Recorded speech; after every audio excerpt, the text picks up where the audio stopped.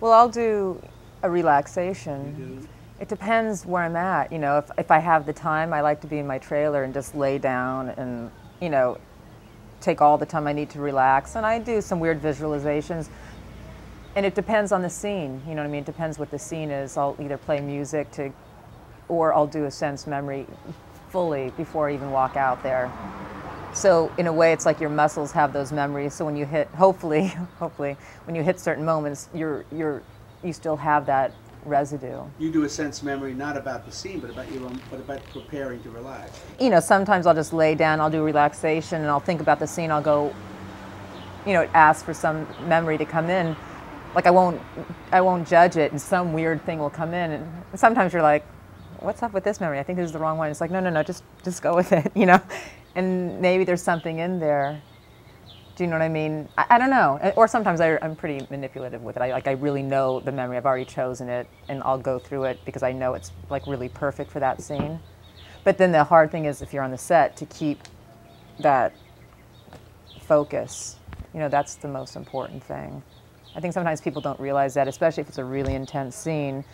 You know, I think they always think, oh, it's this like diva thing when you're like, just call me when you're ready. You know what I mean? Especially if it's a scene that you just want to be completely there for. Because then sometimes it's hard. You go there and everyone starts joking and they're doing this and that, and you're like, it takes you out of it. You just want to be there and do the work.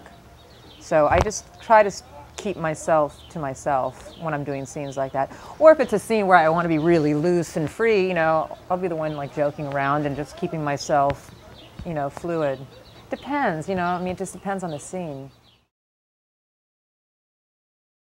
When I was in high school, I was doing a play, my first professional show, where I was singing and dancing, and it was at the Cornet Theater. And I think like people kept coming up saying, oh, do you want to be on a series? You know, I had agents coming up. And I always knew secretly in the back of my head that that sort of work that I wanted to really do, I wasn't going to be able to do it until I was in my 30s, you know, because I just wanted those real sort of, you know, umphy parts. And I thought, I don't have any technique. I went to American Conservatory Theater the year before my high school year, where I got like my first like taste of training. And in a way, it's like, you know, a little knowledge is dangerous because you think, oh my God, there's so much I don't know.